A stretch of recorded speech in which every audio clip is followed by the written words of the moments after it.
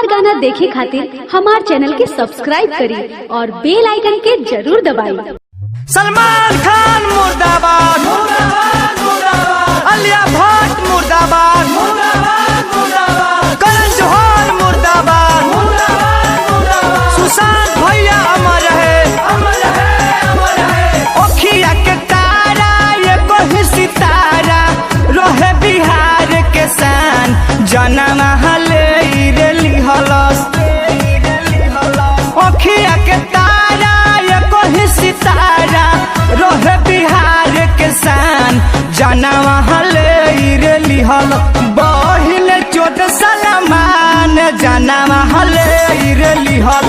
माधर चोट सलमान जनम हले रेली हलस। आप लोग बिहार वासियों से मेरा एक हाथ जोड़ के विनती है कि सलमान खान का बॉलीवुड का फिल्म किसी भी पटना के थिएटर में नहीं लगना चाहिए। कि अपन फाटल करे जा कोई ससीब हो कि हम सुशांत भैया के बिना नहीं जीब हो।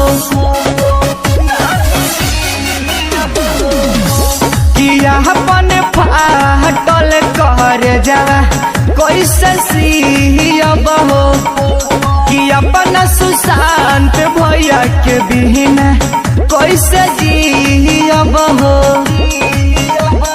पटना से नाम रहे जानत जहान रहे पूरा न भइले यार महान जनम हले रेली हलस।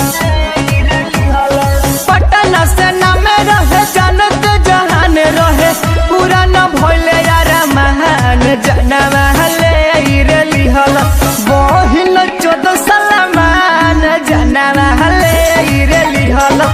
आलिया भट्ट सलमान जनम हले रेली हलस। सलमान खान मुर्दाबाद, आलिया भट्ट मुर्दाबाद, करण जौहर मुर्दाबाद, सुशांत भैया अमर है। चक सुननी जाबा खबर दिलावा को के गाइल कि गिरे लागल नयन से लोरावा दादाई का भइल। कि चक सुननी जाबा खबर दिलावा को के गाइल कि गिरे लागल नयन से लोरावा दादाई का भइल। गायक विकास गोप सूरज देहाती सही न पपियन के आन जनम हले रेली हलस। गायक विकास गोप सूरज देहाती सही न पपियन के आन जनम हले रेली हलस। बहिन चोद सलमान जनम ले रेली हलस। महाधर चोद सलमान जनम हले